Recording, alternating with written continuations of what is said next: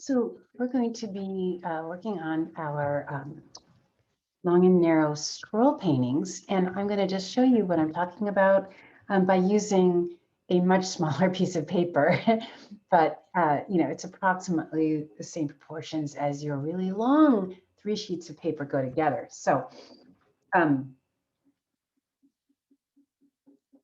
after you've gotten your paper all glued together, the 3 different sheets, I had asked you to kind of randomly draw in marker or pencil or whatever, 3 large shapes. So, what I'm going to do now is just kind of do it.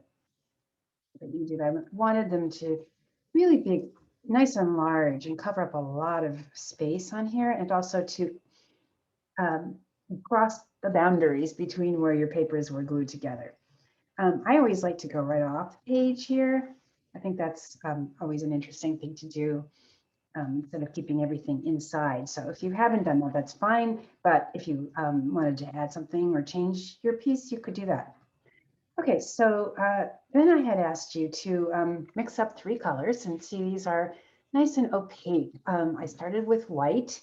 And I understand that if you're trying to get a really dark color, of course, starting with a lot of white doesn't make a lot of sense because you're not going to need that much white. But even with really dark colors like violet or dark blue, you still, to make them opaque, you're still going to need to add a little bit of white because that is the only way you can make these colors opaque and smooth. And that's what we're kind of striving for in this last exercise, where we're ready now to really kind of focus on, some of the technical things that come with painting.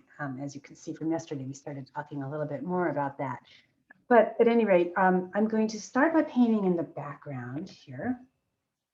And as you can see, this paint is nice and opaque. You can't see through it, and it gives you a much sort of nicer looking flatness that is not always something that you want, but it may be something that you do want, and you've been sort of struggling to get that effect in your work. So now is the time to try and get that. And really, it just is about balancing the amount of white to your paint.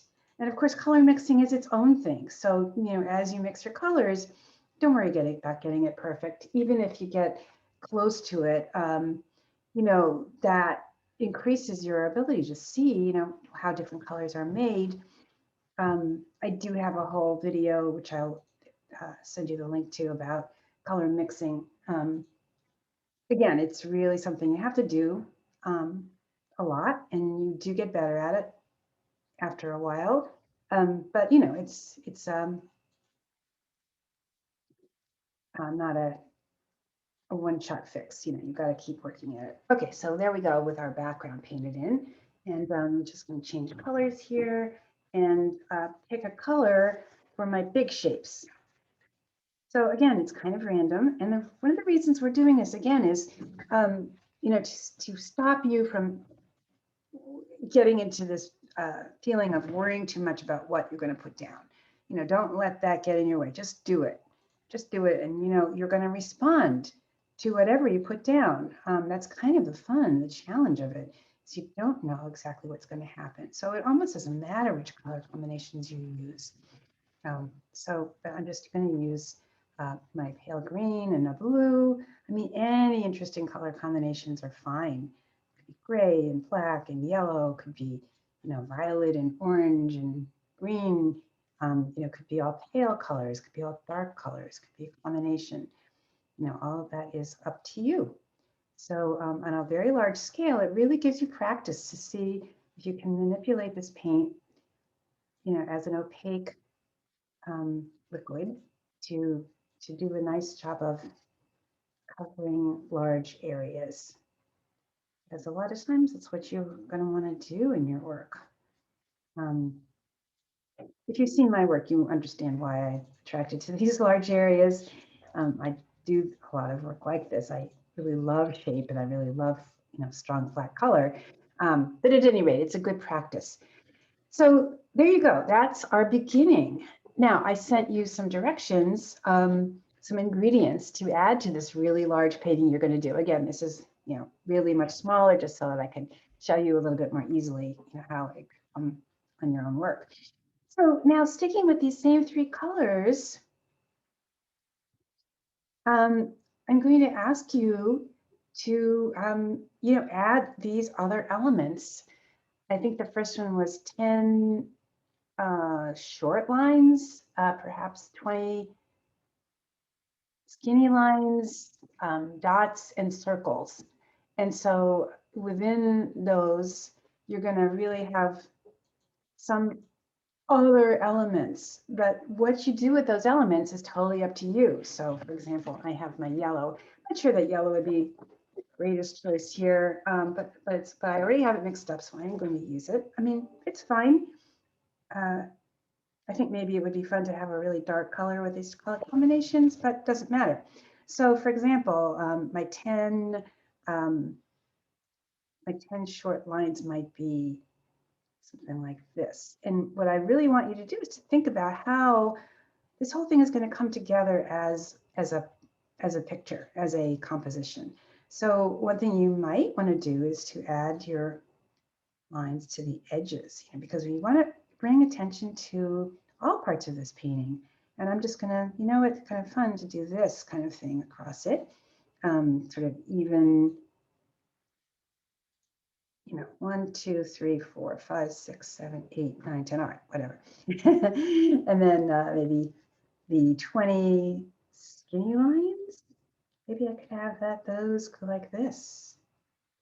Maybe I need a thinner brush to do this, but maybe they could be kind of like spaghetti. And they could cross over each other. And they could, really connect these shapes by having the lines kind of cross over them, right? And it's kind of nice to have these over there because it's just a little bit of a different thing. It's not so anticipated, it's a little bit of a wild card. And then the dots, which could be, my same color, could be little tiny dots over here. Really, anything goes. I mean, it's totally up to you what you do. But, what would it be like if I had a whole little conglomeration of these little dots over here? What would that be like if they kind of just stayed in one corner? It'd be kind of interesting, right? But because I'm using the same three colors, we've already unified this piece. You've already got a unification going on that will sustain, this this design to stay to holding together as a design to keep your eye looking through around it. And then the last thing is, I don't know, some circles. Again, I don't remember exactly what I wrote, but you can go look at that. But if you're getting circles, then again, you could determine how big you want them to be and where you want them to be. How are you going to use them in an interesting way? Maybe you don't want necessarily everything to be all in a line, like we haven't gotten that here. Maybe we wanted to have them interspersed in different places. You definitely want them to go off the page. So, as you're doing this, you're going to be thinking a lot about your, your composition and using these elements to add to this really, really large painting. Okay, that's it. And have fun with this.